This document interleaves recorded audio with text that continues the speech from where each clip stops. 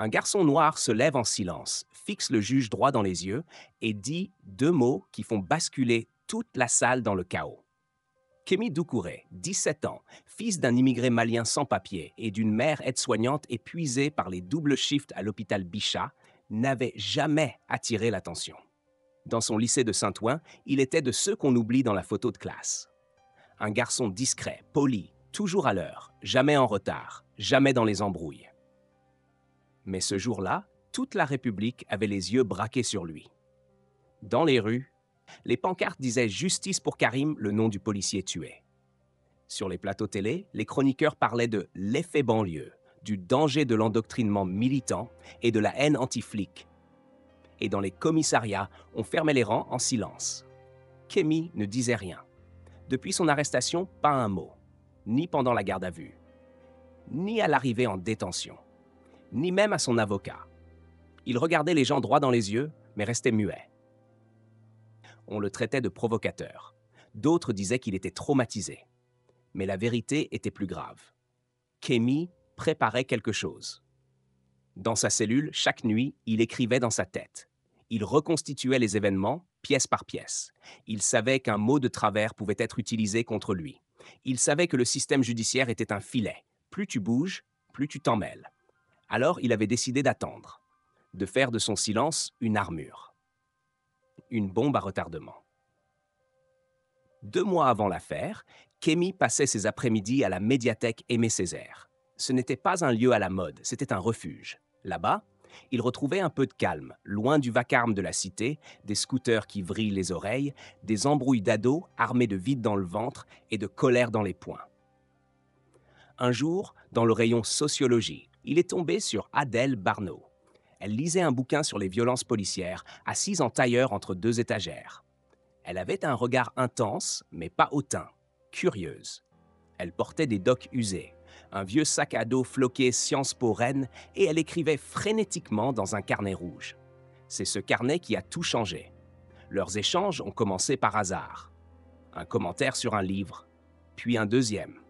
Et puis, un jour, tu t'intéresses aux rapports de force, toi aussi. Pas trop, mais j'en subis assez pour les reconnaître. Ils ont parlé longtemps ce jour-là. D'histoire, de la République, du racisme dans les institutions.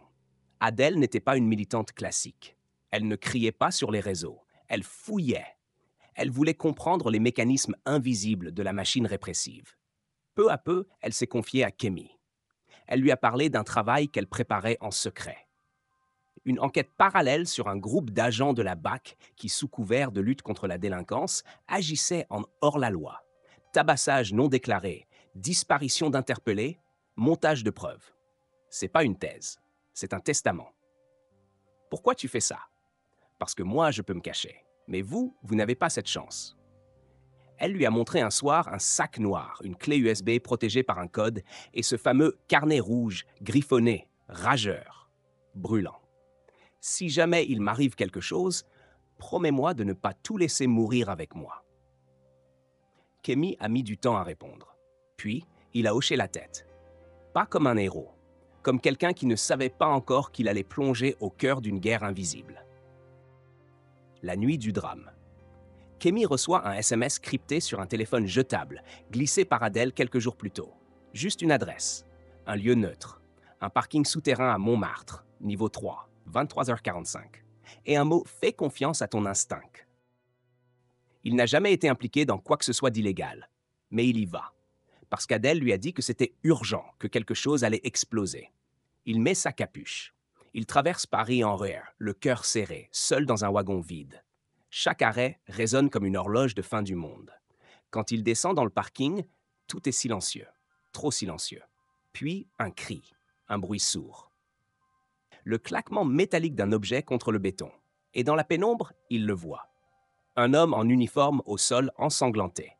Une lame à quelques mètres. Un badge de police. Et un autre homme masqué qui court vers la sortie. Kémy reste figé. Son souffle est court. Puis une voix grave, à la limite du cri. « Cours, petit frère !» Pas le temps de comprendre. Son regard tombe sur le sac noir. Il le prend, par réflexe. Il court, traverse les étages, monte les escaliers comme un pantin désarticulé. Son souffle devient hurlement intérieur. Il ne sait pas s'il court pour sa vie ou pour celle d'Adèle. Quand il atteint la rue, il s'effondre derrière une benne à ordures. Il tremble. Son t-shirt est trempé. Il n'a rien sur lui. Pas de papier. Pas de téléphone. Juste ce sac. Dedans, un vieux Nokia, un badge de la BAC, un carnet et la clé USB. L'arrestation a été brutale. 4 heures du matin, une descente dans un squat d'Aubervilliers. Flashball, menottes, insultes. Kémy a été plaqué au sol, genoux sur la nuque, alors qu'il ne résistait même pas. Un policier lui a soufflé à l'oreille. « T'as fait tomber un des nôtres, espèce de merde. Tu vas crever à petit feu. » Pas une plainte, pas un cri. Kémy savait. S'il réagissait, on le démontrait. Alors il est entré dans le silence le plus absolu. Un silence qui leur ferait peur, un silence qui les rendrait nerveux. Au tribunal, il découvre son avocat, Maître Valette, un type dépassé, maigre, chemise froissée, regard fuyant, un fonctionnaire fatigué, pas un soldat, pas un stratège. On va plaider les circonstances atténuantes. Vous êtes mineur, vous étiez manipulé. Si vous coopérez, on peut viser 5 ans. Mais Kémy ne répond pas. Il se contente de lire. Le manuel de procédure pénale donné par Adèle est devenu son arme. Il apprend la loi, article par article. Il observe les gardiens, il note les incohérences. Il garde tout en mémoire. Il attend son heure. Et dans la cour de Fleury-Mérogis, un jour, il voit un nouveau venu. Un type trop musclé, trop calme, trop net pour être un simple détenu. Il n'est pas des nôtres, il nous observe. Kémy comprend. Il est surveillé. Ce qu'il détient vaut bien plus qu'un simple meurtre. Quelques jours avant l'audience préliminaire, Maître Valette revient dans sa cellule, visage pâle. Adèle Barneau, elle a disparu. Les parents ont signalé sa disparition. Elle ne répond plus à aucun message. Et figure-toi que la police n'a même pas ouvert d'enquête. Un froid traverse le dos de Kémy. Il sait ce que cela signifie. Elle avait dérangé les puissants. Elle avait laissé des traces. Et maintenant, elle n'existait plus dans les bases de données. Comme si on avait effacé une page du réel. Il retourne dans sa couchette, ouvre le Nokia. Il bidouille les boutons et finit par débloquer un dossier. Une vidéo. Fatigué, le visage tiré, les cernes profondes, le regard perçant. Si tu regardes ça, c'est que je ne suis plus là. Tu n'es pas fou, Kémy. Tu n'es pas parano. Ce qu'on a entre les mains, c'est une preuve, une vérité sale. J'ai recopié tous les fichiers sur la clé USB. Dedans, il y a des noms, des missions, des conversations. Certaines voix sont celles de gens très haut placés. Tu dois tenir bon, même si tu es seul. Tu ne l'es pas.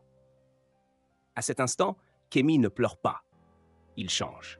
Quelque chose s'effondre en lui pour laisser place à autre chose, un calme brutal, la certitude qu'il doit aller au bout. Peu importe le prix. Le Nokia crachote en allumant l'écran. Il est vieux, fatigué, mais pas mort. Kémy le tient dans ses mains comme un artefact, un pont entre le monde visible et celui qui se cache dans les interstices. Il explore les menus. Rien. Puis, dans un dossier non luce, une seule vidéo, nommée Noir V1. Pas de son au début. Juste l'image tremblante d'Adèle, filmée en intérieur, visiblement à l'abri. Derrière elle, des rideaux opaques. Une lampe de bureau. Un regard qui perce. Si tu regardes ça, Kémy, c'est que je ne suis plus là. Elle parle droit, sans détour. Sa voix est ferme, mais chargée d'émotion. Elle sait ce qu'elle risque. Elle sait aussi ce qu'elle laisse derrière. Ce que tu as en main est plus que compromettant. C'est une bombe. La clé USB contient des fichiers audio, des rapports internes, des extraits de conversations où certains agents parlent de jeunes comme de races, de nettoyage. Il y a aussi des preuves de fichiers supprimés de la police, des vidéos de passage à tabac filmées depuis des GoPro non officiels. C'est du poison. Elle respire. J'ai essayé d'envoyer ces infos à des journalistes, mais personne ne voulait porter ça. Trop risqué, trop instable. Alors je me suis tourné vers toi. Pas parce que tu es naïf, mais parce que tu es juste. Tu vois le monde avec une lucidité que les autres fuient. Kémy ne détourne pas les yeux une seconde.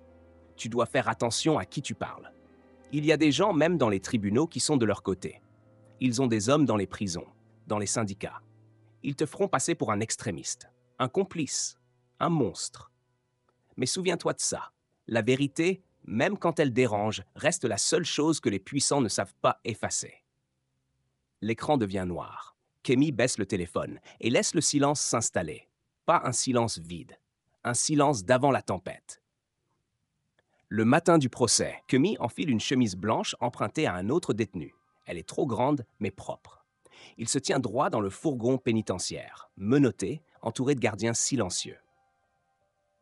L'audience s'annonce tendue.